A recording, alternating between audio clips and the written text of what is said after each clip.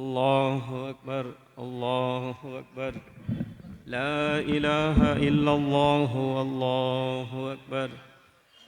अल्लाहु अकबर कबीरा वल्हम्दुलिल्लाहि कसीरा व सुब्हानल्लाहि व बिहम्दिहि बुक्रतन व असीला ला इलाहा इल्लल्लाह अल्लाहु अकबर वलिल्लाहिल हम्द.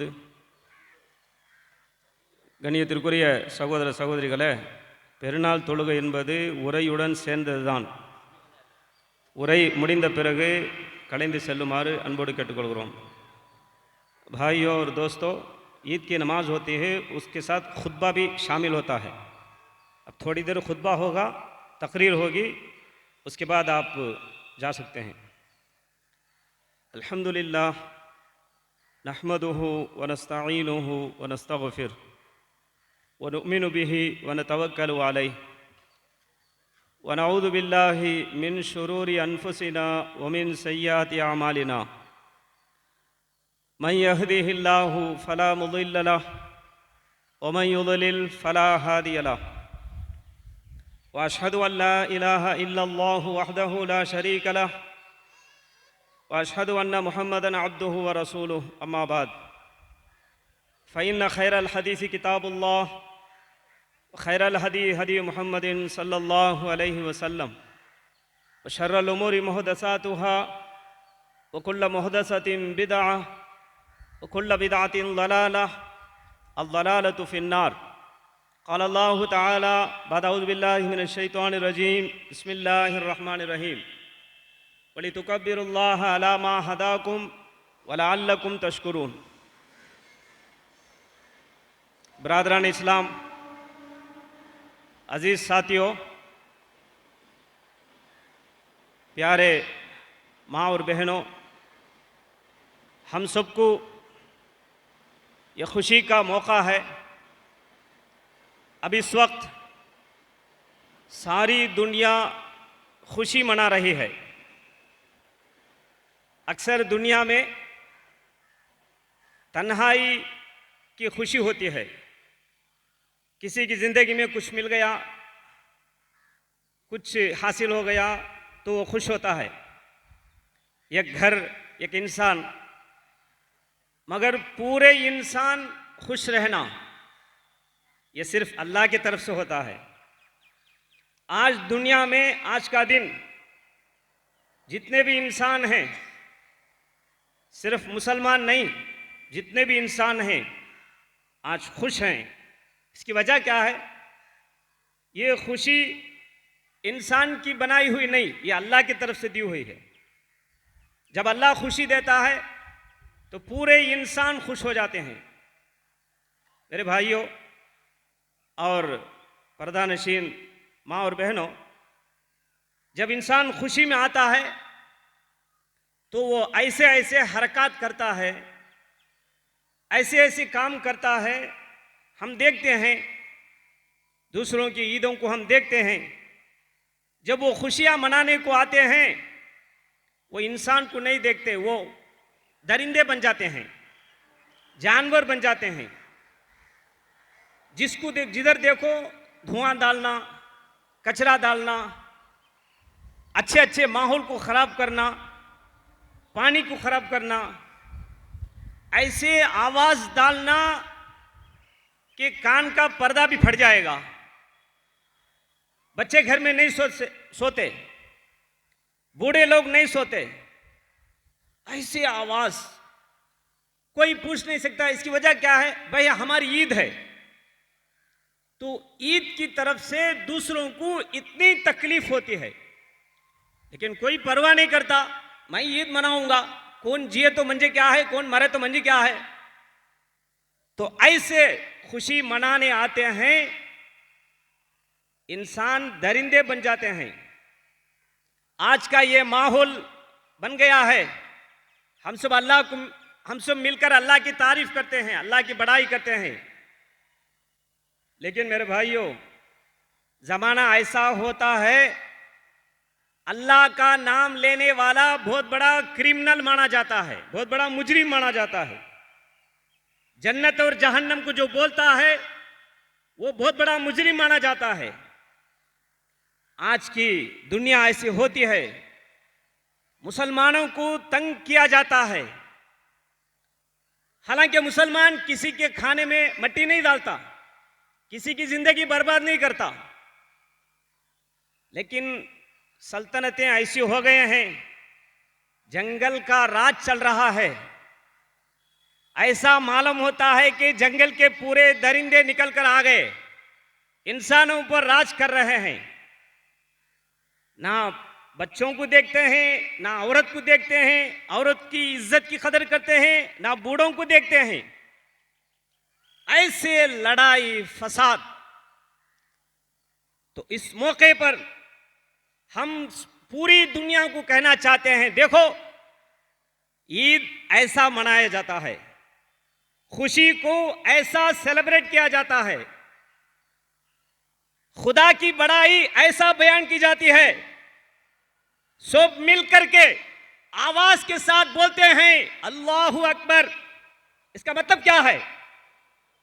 इंसानों, तुम्हारा पैदा करने वाला, हमारा पैदा करने वाला एक है, बस ये कायनात का मालिक और खालिक एक है, और वही बहुत बड़ा है।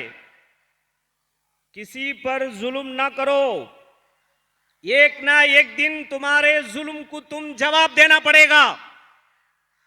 जितना भी इस दुनिया में तुम नाचोगे, एक दिन मरने के बाद एक दिन जिंदा करेगा। उस ईश्वर के सामने, गॉड के सामने, लॉर्ड के सामने, अल्लाह के सामने तुम खड़े किए जाओगे। किसी पर जुल्म ना करो, इंसाफ कायम करो। बस उस खुदा को डरो जो ये कायनात का मालिक है, पूरे इंसानों का मालिक है, पूरे इंसान की वो निगरानी कर रहा है। कोई इंसान जुल्म करके दूसरों का हक छीन कर कोई बच नहीं सकता। वो अल्लाह बड़ा है। ये हम दुनिया को पैगाम देते हैं, अल्लाह ही बड़ा है। अल्लाह से डरो, इंसाफ कायम करो। तुम इंसानों को डरने की जरूरत नहीं, पुलिस को, सीआईडी को डरने की जरूरत नहीं, तुम खुदा को डरो। आज इंसान सब कुछ ले लेता है, मोल दे करके सब कुछ ले लेता है, कोई भी कंट्रोल नहीं है। आज जब सल्तनत हाथ में आ जाती है, ऐसा दरिंदा हो जाता है, खून चूसने वाला होता है। मेरे भाइयों, घरों को फोड़ना, दुकानों को फोड़ना, दूसरों के माल को छीन लेना, इंसाफ खुद मुंह मूछ कर बैठा है, अदालतें मुंह मूछ कर तमाशा देख रही है। अब सब लोग को हम कह देते हैं ये खुदा की अदालत है, उससे डरो। कहीं भी तुम जुल्म करके कहीं भी नहीं बच के जाओगे। मेरे भाइयों, ये ईद के जरिए से पूरी दुनिया को हम पैगाम देते हैं, डरो उस अल्लाह से। किसी पर जुल्म ना करो, अदल कायम करो, इंसाफ कायम करो। किसी भी मजहब का इंसान है, अदल कायम करो, किसी पर जुल्म ना करो। तुम जुल्म करोगे, एक ना एक दिन तुम्हारी हलाकत जरूर होगी। इस दुनिया को छोड़ो, मरने के बाद एक जिंदगी है जरूर, उसमें तुमको जवाब देना पड़ेगा। तो मेरे भाइयों, यह ईद के जरिए से हम पूरी दुनिया को पैगाम देते हैं, उस अल्लाह से डरो, वही बड़ा है। तुम्हारा माल बड़ा नहीं, तुम्हारी सल्तनत बड़ी नहीं, तुमसे भी बड़े बड़े फिरौन, शद्दाद जैसे आए दुनिया में, वो कहां हैं? चले गए। ये पहली बात है मेरे भाइयों। और दूसरी बात, हम जब दूसरों को उंगली बताते हैं, जुल्म ना करो, इंसाफ को कायम करो, हम दूसरों को बोलते हैं। हमारे घरों को देखो मेरे भाइयों, हमारे घर में कितना इंसाफ है। माँ बाप के साथ हम कैसा चलते हैं। हम घरों में हमारे माँ बाप के साथ हम जुल्म करते हैं, बीवी बच्चों के साथ जुल्म करते हैं, हमारे घर में खुद हम जुल्म करते हैं। हम दूसरों को उंगली उठाकर बोलते हैं कि जुल्म ना कर, तो आज से तौबा करो। जितना हो सका हमारे घर में माँ बाप के साथ अच्छी तरह से सलूक करना। माँ बाप हमारे जन्नत हैं, हमारी जन्नत है माँ बाप। माँ बाप की कदर करो। बच्चे 2 पैसे कमाने लगते हैं तो माँ बाप की नाकदरी, ये कौन सा इबलीसी तरीका है मेरे भाइयों? ये कौन सा इस्लाम है? आप नमाज पढ़े, तकबीर बोले, चले गए। माँ बाप की कदर जब तक नहीं करते तुम्हारी कोई नमाज, कोई रोजा कबूल नहीं करेगा। माँ बाप की कदर करो। माँ बाप तुम्हारे जन्नत है। उनके आंखों में से अगर आंसू निकल गए, तुम्हारी पूरी जायदाद भी अल्लाह के रास्ते में खर्चा करो, कोई फायदा नहीं होने वाला है। माँ बाप की कदर करो। इसी तरह शौहर हैं, बीवी की कदर करो। आज 4 लोगों के सामने बीवी की बेइज्जती की जाती है। बीवी को डांटना है तो 4 दीवार के बीच में बीवी को डांटो। ये इस्लाम हमें सबक सिखाता है। व्यापार में झूठ ना बोलो। ये हमारी जिंदगी में इंसाफ लाना है। हम दूसरों को बोलते हैं इंसाफ करो, जुल्म ना करो, लेकिन हमारी जिंदगी कैसी है? दूसरों को बोलते हैं डर अल्लाह से, तो पहले हम अल्लाह से डरना चाहिए। यहां बोल दिया अल्लाहू अकबर कबीरा, मनमानी जिंदगी जीना शुरू कर दिया। मैं कैसा भी जुल्म करूंगा, मुझे कौन जी पूछने वाला है? ऐसा नहीं मेरे भाइयों। हमारी जिंदगी में इंसाफ आनी चाहिए। बच्चों से, बीवी से, व्यापार से, कारोबार से, माँ बाप के साथ एहसान, ये पूरी जिंदगी हमें बदलना चाहिए। इसी तरह औरत अपने शौहर की कदर करना। आजकल की औरतें शौहर की कदर नहीं करते। मेरे माँ और बहनों, शौहर अल्लाह की नेमत है, तो शौहर की कदर करना, उसका हक अदा करना, उसे ऊंची आवाज से बात नहीं करना। तो ये तालीमात हम हमारी जिंदगी में अपनाना चाहिए। हम अपनाएंगे तो हम मान लिए ये पूरे का पूरा कानून किसका है? अल्लाह का है। अल्लाह बड़ा है तो अल्लाह का कानून भी बड़ा है। ऐसा नहीं कि अल्लाह बड़ा है, अल्लाह का कानून आई डोंट केयर, उसका कोई परवाह नहीं। ये शैतानियत है मेरे भाइयों। जब आप मान लिया अल्लाह बहुत बड़ा है, तो यह भी मानना पड़ेगा कि अल्लाह का कानून ही बड़ा है। जब अल्लाह का कानून बोलता है तो उस कानून पर चलना पड़ता है। बड़ों की इज्जत करो, उम्र में बड़े हैं उनकी इज्जत करो, बच्चों पर रहम करो। तो ये तरीका हमारी जिंदगी को देखकर दूसरों को तड़प पैदा होनी चाहिए। ये कैसा इस्लाम है? मैं कब इस्लाम में दाखिल होऊंगा, मैं कब कलिमा बोलूंगा? दूसरों को ये तड़प पैदा करो अपने अमल के जरिए से, अपने अखलाक के जरिए से। तो हमारे अखलाक ऐसी होनी चाहिए। अल्लाह ताला से दुआ है कि अल्लाह ताला हम सबको ऐसे अखलाक अता फरमाए। और अल्लाह ताला से दुआ है कि अल्लाह ताला हम सबको सारी जिंदगी कुरान हदीस अपना कर, अल्लाह और उसके रसूल के तरीक़े को अपना कर, जब हम दुनिया छोड़कर जाएंगे तो मुसलमान होकर जाएंगे, कलिमा पढ़ करके जाएंगे, दिल को पाक साफ रख कर जाएंगे। ऐसा नहीं कि उसके बारे में बुग़्ज़ रखा, हसद रखा और तकब्बुर रखा। जब हमको मौत आएगी तो हम पाक साफ दिल के साथ हम इस दुनिया को छोड़कर जाना है। तो टू द पॉइंट ये याद रखो, हमारी जिंदगी रोजों की तरह रहनी चाहिए, रमजान की तरह। हमारी मौत ईद की तरह रहनी चाहिए। हमारी जिंदगी रोजों की तरह, रोजे में कैसा रहते हैं? पाबंदी के साथ। मौत कैसी आनी चाहिए?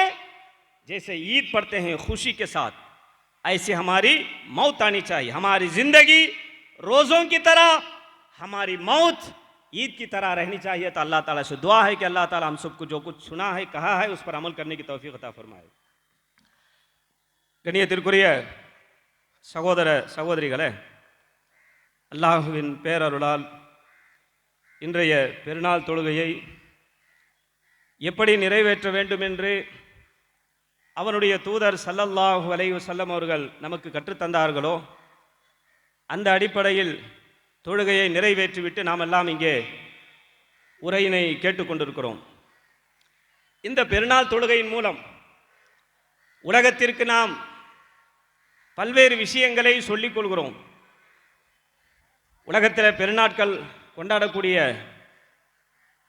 காட்சிகளை நாம் பார்க்கிறோம். எங்கே பார்த்தாலும் வெடி சத்தம், எங்கு பார்த்தாலும் குப்பைகள், நீர்நிலைகளை நாசப்படுத்துவது, நன்றாக இருக்கக்கூடிய சாலைகளில் எல்லாம் குப்பைகளை கொட்டுவது, யாரை பற்றியும் கவலைப்படாமல், வீட்டில் சின்ன பிள்ளைகள் இருக்கின்றார்கள், வயதானவர்கள் இருக்கின்றார்கள், பேஷண்ட்டுகள் நோயாளிகள் இருக்கிறார்கள், எதை பற்றியும் கவலைப்படாமல் வெடி சத்தம், காது ஜவ்வையே கிழிக்கக்கூடிய அளவுக்கு வெடி சத்தம். இன்னொரு பக்கம் குடி. அரசாங்கமே அந்த பண்டிகைகளில் ஒரு தொகையை நிர்ணயிக்கிறது. இந்த பண்டிகையின் மூலம் இத்தனை கோடிக்கு சரக்கு விற்க வேண்டும், சாராயம் விற்க வேண்டும். எல்லா பண்டிகைகளிலும் முடிகிறது. ரம்ஜான் பக்ரீத்தில் ஏன் முடிவதில்லை? நீங்கள் வைத்தாலும் நீங்கள் தோற்று போவீர்கள். எங்களுக்கு எங்கள் உயிரை விட எங்களுடைய மார்க்கம் முக்கியமானது. ஒரு முஸ்லிம் கூட மதுபானத்தை தொடமாட்டான். அந்த கடை இருக்கக்கூடிய பகுதியில் கூட அவன் எட்டி பார்க்க மாட்டான். பண்டிகைகள் என்றால் இப்படி இருக்க வேண்டும். மனிதர்களுக்கு எந்த பாதிப்பும் இல்லாமல். இந்த பெருநாளுக்கு என்ன பெயர் தெரியுமா? அரபியில இதற்கு ஈதுல் ஃபித்ர் என்று பெயர். ஃபித்ர் என்று சொன்னாலே தர்மம். தர்மம் கொடுப்பதற்கு ஒரு பெருநாள். உலக மக்களே புரிந்து கொள்ளுங்கள், முஸ்லிம்கள் கொண்டாடக்கூடிய இந்த பெருநாள் இருக்கிறதே, மக்களுடைய காசை பறிப்பதற்காக அல்ல, மக்களுடைய நலனை கெடுப்பதற்காக அல்ல, மக்களுடைய சந்தோஷத்தை குட்டிச்சுவராக்குவதற்காக அல்ல, தர்மம் கொடுப்பதற்காக. தர்மம் கொடுப்பதற்கென்றே ஒரு பெருநாள், இஸ்லாமிய பெருநாள் ஈதுல் ஃபித்ர். எனவே இந்த பெருநாள், இதில் எல்லோரும் சேர்ந்து ஒரே முழக்கத்தை தான் எழுப்புகிறோம். அல்லாஹு அக்பர். அல்லாஹுதான் மிகப்பெரியவன். மனிதர்களே, உங்களை படைத்தவன், என்னை படைத்தவன், மனித குலம் முழுவதையும் படைத்தவன், இந்த பிரபஞ்சத்தை படைத்தவன் ஒரே இறைவன் தான். அவன்தான் மிகப்பெரியவன். அல்லாஹு அக்பர். நீங்கள் யாரை அஞ்சுகிறீர்களோ இல்லையோ அந்த இறைவனை அஞ்சிக் கொள்ளுங்கள். மரணத்திற்கு பிறகு ஒரு வாழ்க்கை இருக்கிறது. இந்த உலகத்தில் நீங்கள் செய்த நன்மை தீமைகளுக்கான கூலி நிச்சயம் தரப்படுவீர்கள். குர்ஆன் எச்சரிக்கை செய்கிறது. இந்த பிரபஞ்சத்தில், இந்த உலகத்தில் யார் ஏக இறைவனை ஏற்க மறுத்தார்களோ, நாளை மறுமை நாளில் இறைவனுக்கு முன்னால் நிறுத்தப்படுவார். பொதுவாக குற்றத்தில் சிக்கிக் கொண்டால் மனிதனுடைய இயல்பு என்னன்னு சொன்னா, காசு பணத்தை கொடுத்து எப்படியாவது தப்பிச்சிடலாம். அங்கேயும் அதே போல் சிந்தனை வரும்.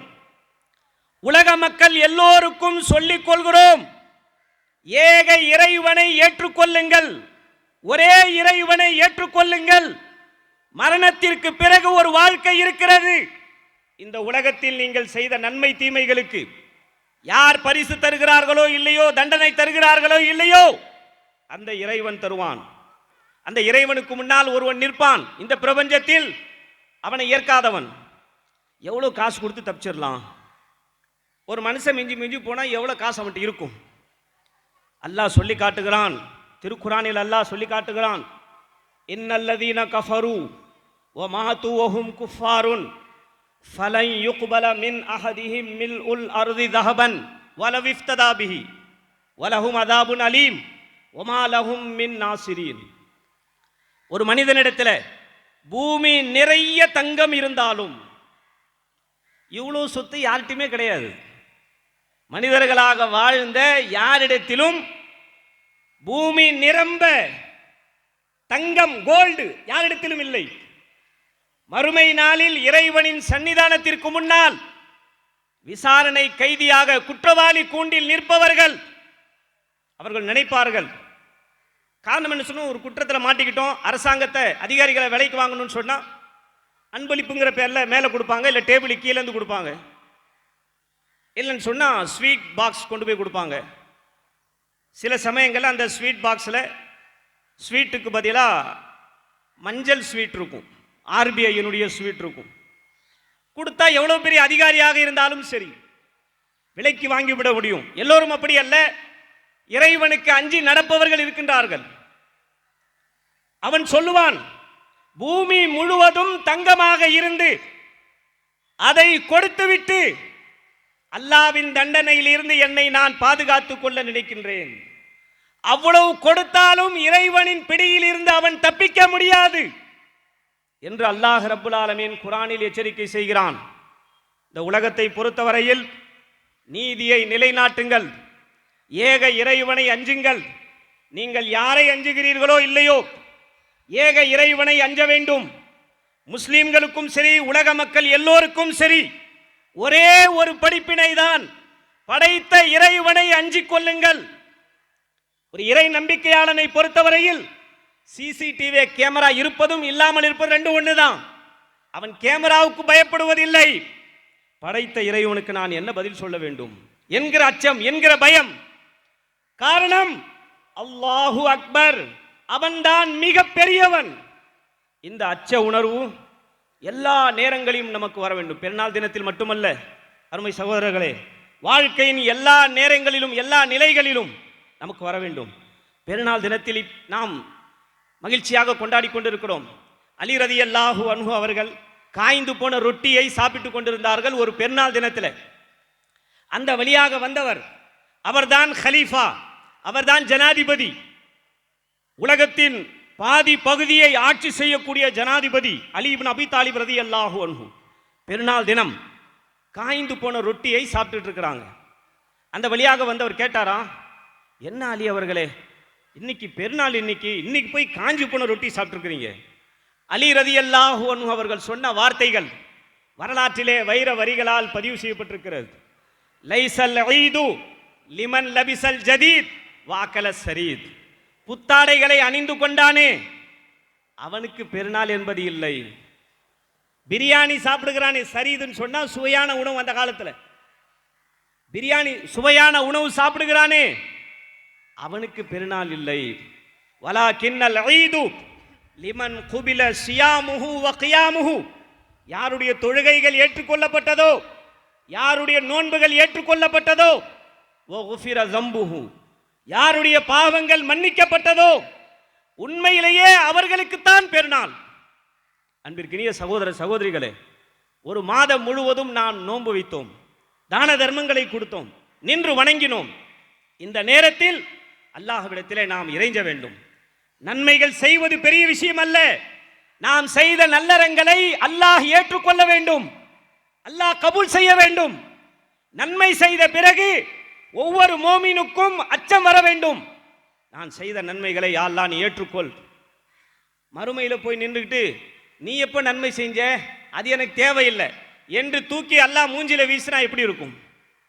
ஒரு பக்கம் நன்மை செய்ய வேண்டும் சகோதரர்களே, இன்னொரு பக்கம் அந்த அச்ச உணர்வு, அல்லாஹ் அதனை ஏற்றுக்கொள்ள வேண்டும். பெருநாள் தினத்தில் கூட நமது முன்னோர்கள் இந்த அச்சத்தை கடைபிடித்தார்கள்.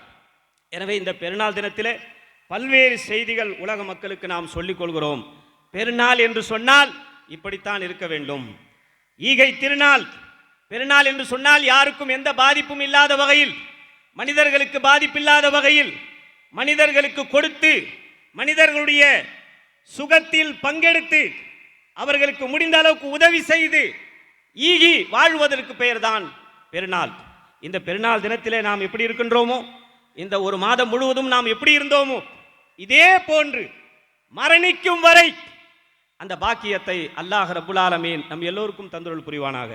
இந்த பெருநாள் தினம், இது போன்ற பெருநாட்கள் 2 வருஷம் நமக்கு கிடைக்கவில்லை.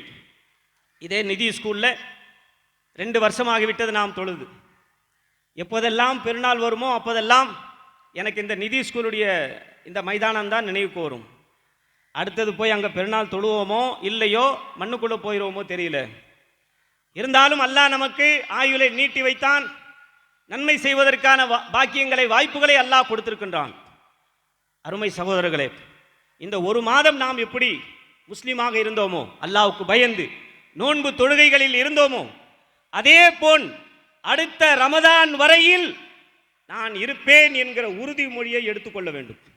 ஒரு மாதம் குறிப்பிட்ட நாட்கள் மட்டும் இருப்பது இஸ்லாத்தை வேடிக்கை பொருளாக்குவது, இஸ்லாத்தை கேலி செய்வதாகும். ஒரு மாதம் மட்டும் நான் முஸ்லீமாக இருப்பேன், குறிப்பிட்ட நாட்கள் மட்டும் நான் முஸ்லீமாக இருப்பேன் என்பது நீங்கள் மார்க்கத்தோடு விளையாடுகிறீர்கள், மார்க்கத்தை கேவலப்படுத்துகிறீர்கள். உறுதிமொழி எடுத்துக்கொள்ளுங்கள். யா அல்லாஹ், இந்த பெருநாள் தினத்திலிருந்து என்னால் முடிந்த அளவுக்கு நான் தொழுகைகளை கடைபிடிப்பேன், முடிந்த அளவுக்கு நோன்பு வைப்பேன், தர்மங்களை செய்வேன் என்கிற அந்த உறுதிமொழி எடுத்துக்கொள்ளுங்கள். அல்லாஹ் லேசாக்குவான். அதே போல் நமது வீட்டிலும் நாம் கவனிக்க வேண்டும், பெற்றோர்களை பேண வேண்டும். இன்றைக்கு நாளுக்கு நாள் இஸ்லாமியர்கள் யாரை பார்த்து எதை பார்த்து காப்பி அடிக்கிறார்கள் என்று தெரியவில்லை. பெற்றோர்களை எதிர்த்து பேசுகிறார்கள், பெற்றோர்களை அடிப்பதற்கு கை ஓங்குகிறார்கள். அல்லாஹ்வை பயந்து கொள்ளுங்கள், பெற்றோர்களை எதிர்த்து பேசக்கூடாது. குர்ஆனில் அல்லாஹ் ரப்புல் ஆலமீன் தனக்கு அடுத்தபடியாக பெற்றோர்களை குறித்து அல்லாஹ் சொல்லி காட்டுறான். வலா தகுல் லஹுமா உஃபின் வலா தன்ஹர்ஹுமா வக்ஃபித் லஹுமா ஜனாஹத் துல்லி மினர் ரஹ்மா. பெற்றோர்களுக்கு முன்னால் நிற்கும் போது கூட குஸ்தி பயில்வான் மாதிரி நிற்காத, பெரிய ரவுடி மாதிரி தாதா மாதிரி நிற்காத, பணிவாக நில். வக்ஃபித் லஹுமா ஜனாஹத் துல்லி மினர் ரஹ்மா. அவர்களுடைய மனம் புண்படும்படி எந்த வார்த்தைகளும் சொல்லாதே. அவர்களுடைய கண்களில் இருந்து கண்ணீர் வந்துவிட்டால் இந்த உலகத்திலேயே நீ நாசமாகி விடுவாய். நோன்பு காலத்தில் நாம் அடிக்கடி அந்த ஹதீஸை கேள்விப்படுகிறோம். பெருமானார் ஸல்லல்லாஹு அலைஹி வஸல்லம் அவர்கள் சொன்னார்கள், யாருக்கு வயதான பெற்றோர்கள் இருந்து அவர்களுக்கு பணிவிடை செய்து சொர்க்கம் பெறவில்லையோ, அல்லாஹ்வின் அருளை விட்டும் தூரமாகட்டும். இந்த எச்சரிக்கைகள் நமக்கு நமது காதில் ஒலித்துக் கொண்டே இருக்க வேண்டும். அருமை சகோதரர்களே, பெற்றோர்களை பேண வேண்டும். பெற்றோர்கள் தான் நமது சொர்க்கம். யார் எந்த அளவுக்கு பெற்றோர்களை பேணுகின்றார்களோ நிச்சயம் அவர் சொர்க்கத்திற்கு செல்வார். பெற்றோர்களுடைய மனம் குளிர வேண்டும், அவர்கள் துஆ செய்ய வேண்டும். இந்த பெருநாள் தினத்தில் நீங்கள் ஆடை அணிகின்றீர்கள். சின்ன வயதில் உங்களுக்கு ஆடையை அணிவித்து அழகு பார்த்தார்களே, அந்த பெற்றோர்களை கவனித்தீர்களா? முதலில் உங்களுக்கு ஆடை அணிவித்து அழகு பார்த்தார்களே பெற்றோர்கள், அந்த பெற்றோர்களை நினைத்து பார்த்தீர்களா? அருமை சகோதரர்களே, பெற்றோர்களை பேணுங்கள். அதே சமயத்தில் கணவன் மனைவியின் கடமைகள், ஃபேமிலி சிஸ்டம் இன்றைக்கு நாளைக்கு நாள் சிதைந்து வருகிறது. வழக்குகள் காரணம் என்ன? அல்லாஹ்வை அஞ்ச வேண்டும் என்கிற அச்ச உணர்வு, மற்றவர்களுக்கு செய்ய வேண்டிய கடமைகள். மனைவியை 4 பேருக்கு முன்னால் வைத்து அதட்டாதீர்கள். மனைவி செய்யக்கூடிய தவறு செய்தால் 4 சுவற்றுக்குள் வைத்து கண்டிக்க வேண்டும். மனைவிக்கு செய்ய வேண்டிய கடமைகள், அதில் நாம் கவனம் செலுத்த வேண்டும். அதே போல கணவன், இன்றைக்கு சாதாரணமாக சர்வசாதாரணமாக ஹுலா தலாக் என்கிற பேச்சு. கணவன் ஒரு பெண்ணுக்கு அல்லாஹ் தரக்கூடிய மிகப்பெரிய அருட்கொடை, மிகப்பெரிய நேமத். கணவனுக்கு செய்யக்கூடிய கடமைகள், இந்த கடமைகளை எல்லாம் சரியாக நிறைவேற்ற வேண்டும்.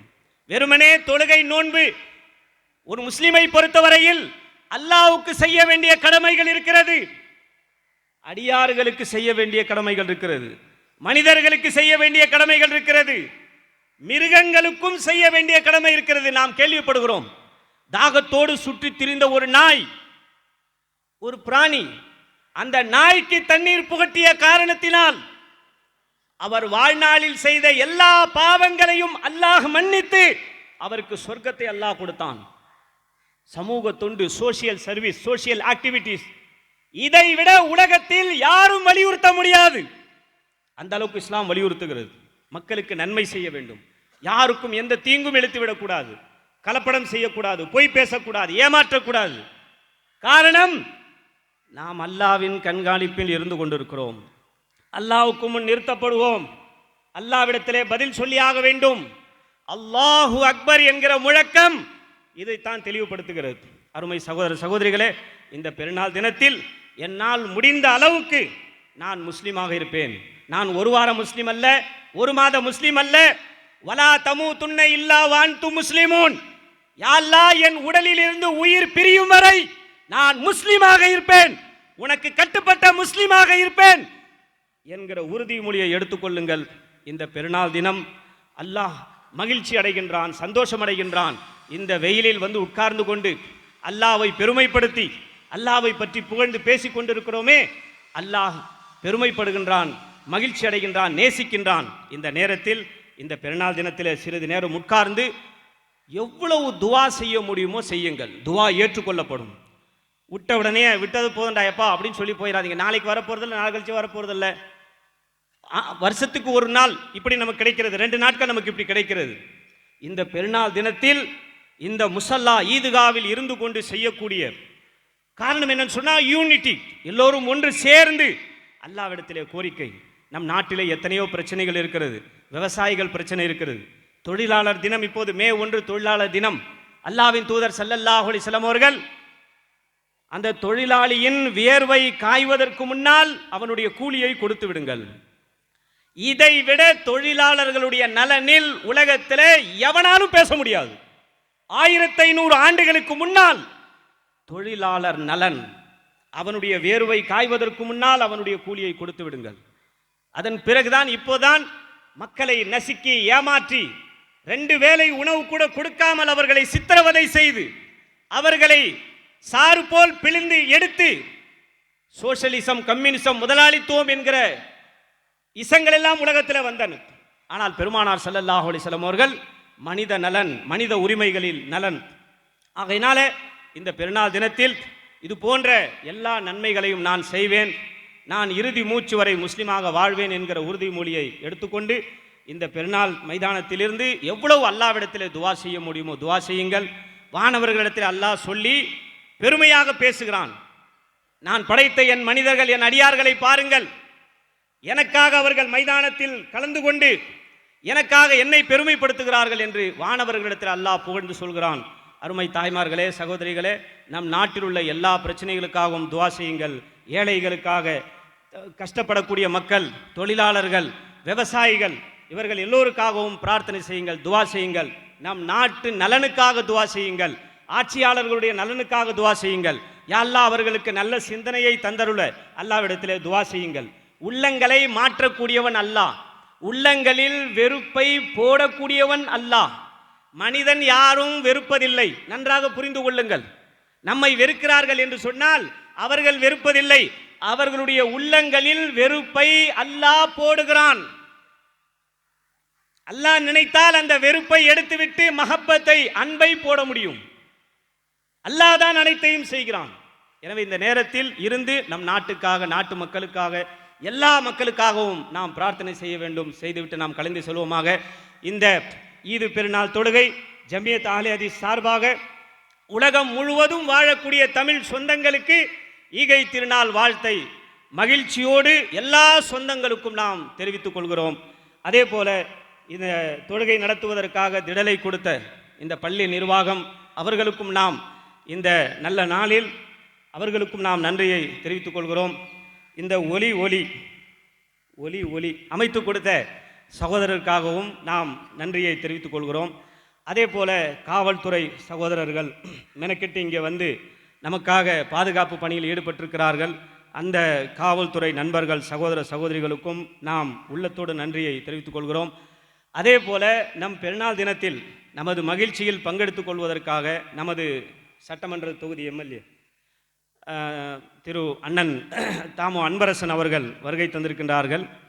நமது மகிழ்ச்சியில் பங்கெடுத்ததற்காக உங்களுக்காகவும் நாங்கள் இறைவனிடத்தில் இறைஞ்சுகிறோம். நீங்கள் மென்மேலும் நற்பணிகளை செய்ய வேண்டும். அதே போல உங்களுக்கும் நாம் நன்றியை தெரிவித்துக் கொள்கிறோம். அல்லாஹ் ரப்புல் ஆலமீன் நமது பாவங்களை மன்னித்தருள் புரிவானாக. அல்லாஹ் நாம் செய்யக்கூடிய நன்மைகளை அங்கீகரிப்பானாக. நமது பாவங்களை அல்லாஹ் மன்னித்தருள் புரிவானாக. இறுதி மூச்சு வரை முஸ்லீமாக வாழக்கூடிய அந்த பாக்கியத்தை அல்லாஹ் நம் எல்லோருக்கும் தந்தருள் புரிவானாக. நம் நாட்டில் ஏற்பட்டிருக்கக்கூடிய எல்லா வகையான பிரச்சனைகளையும் அல்லாஹ் தீர்த்து ஒரு நல்ல நிலையை அல்லாஹ் ஏற்படுத்துவானாக. பெண்களை அல்லாஹ் பாதுகாப்பானாக, வயதானவர்களை அல்லாஹ் பாதுகாப்பானாக, நோயாளிகளை அல்லாஹ் பாதுகாப்பானாக, விவசாயிகளை அல்லாஹ் பாதுகாப்பானாக. எல்லா பிரச்சனைகளில் இருந்தும் விடுபட்டு மக்கள் சந்தோஷமாக வாழ்வதற்குரிய வழியை அல்லாஹ் ஏற்படுத்துவானாக. யாரெல்லாம் நமது முன்னோர்கள் கடந்த ரமதானிலிருந்து இந்த ரமதானில் இல்லையோ அல்லாஹ் அவர்களுடைய பாவங்களை மன்னித்தருள் புரிவானாக. அல்லாஹ் அவர்களுடைய மன்னரைகளை சொர்க்க பூஞ்சோலைகளாக்குவானாக. அவர்கள் செய்த பாவங்களை அல்லாஹ் மன்னித்தருள் புரிவானாக. அல்லாஹ் அவர்களுக்கு அருள் செய்வானாக. அதே போல இறுதி மூச்சு வரை ஈமானோடு வாழக்கூடிய அந்த பாக்கியத்தை அல்லாஹ் தந்தருள் புரிவானாக. மனிதர்களுக்கு செய்ய வேண்டிய கடமைகளையும், யா அல்லாஹ் உனக்கு செய்ய வேண்டிய கடமைகளையும் முழுமையாக நிறைவேற்றக்கூடிய அந்த பாக்கியத்தை யா அல்லாஹ் எங்களுக்கு நீ தந்தருள் புரிவாயாக. வாஹிரு தாவானில் அல்ஹம்துலில்லாஹி ரப்பில் ஆலமீன். அன்பிற்கினிய சகோதரர்களே, ஒரு அறிவிப்பு. இந்த ஒரு மாதம் நோன்பு வைத்து இதுக்கு பிறகு 6 நோன்பு, ஷவ்வால் மாதத்தில் 6 நோன்பு வைப்பது சுன்னத். பொதுவாக தொழுகையில் முன் சுன்னத்து பின் சுன்னத்துன்னு இருக்குது. அதே போல் நோன்பு 30, 23, 30 நோன்புக்கு பிறகு பின் சுன்னத்து இருக்குதே, அது ஷவ்வால் மாதத்தில் 6 நோன்பு வைப்பது. ஏன்னா அதில் ஏதாவது குறை ஏற்பட்டிருக்கும், குறை ஏற்பட்டிருந்தால் அது நிவர்த்தி செய்யும். அந்த அடிப்படையில் இந்த 6 நோன்பு வைப்பதற்கான ஏற்பாடுகள், சஹர் இஃப்தாருக்கான ஏற்பாடுகள், இரவு தொழுகை போன்ற அனைத்தும் நம்முடைய அஹ்லேதீஸ் மஸ்ஜிதில் ஏற்பாடு செய்யப்பட்டிருக்கிறது. எல்லோரும் சேர்ந்து நன்மை செய்யும் போது அது லேசாயிரும், இலகுவாயிரும். அதனால் உங்களுடைய பெயர்களை பதிவு செய்து அந்த நோன்பு வைத்து நன்மை பெறுமாறு கேட்டுக்கொள்கிறோம். அதே போல் இன்றைய வசூல், நீங்கள் தரக்கூடிய தான தர்மங்கள், சதகாக்கள், ஒரு மாதம் முழுவதும் கொடுத்தீர்கள். அல்லாஹ் உங்களுடைய செல்வங்களில் மென்மேலும் அல்லாஹ் பரக்கத் செய்வானாக. மறைமுகமான அபிவிருத்தியை அல்லாஹ் மென்மேலும் அல்லாஹ் தந்தருள் புரிவானாக. எல்லா வகையான நோய் நொடிகளிலிருந்து அல்லாஹ் உங்களை காப்பாற்றுவானாக. மென்மேலும் உங்களுக்கு தர்மம் செய்வதற்கான அந்த பாக்கியத்தை அல்லாஹ் தந்தருள் புரிவானாக. ஒரு மாத காலம் நீங்கள் தாராளமாக வாரி வழங்கினீர்கள். இன்றைய வசூலும் அழைப்பு பணிக்காக, ஜம்மியத் அஹ்லே ஹதீஸினுடைய அழைப்பு பணிக்காக இன்றைய வசூல் செய்யப்படுகிறது. தாராளமாக அல்லாஹ்வின் பாதையில், அல்லாஹ்வின் மார்க்கத்திற்காக, மறுமையின் நன்மையை கருதி தாராளமாக அல்லாஹ்வின் பாதையில் வாரி வழங்குமாறு அன்போடு கேட்டுக்கொண்டு இந்த உரையினை நிறைவு செய்கிறேன். வாஹிரு தாவானா அல்ஹம்துலில்லாஹி ரப்பில் ஆலமீன். அஸ்ஸலாமு அலைக்கும் வரஹ்மத்துல்லாஹி வபரகாத்துஹு.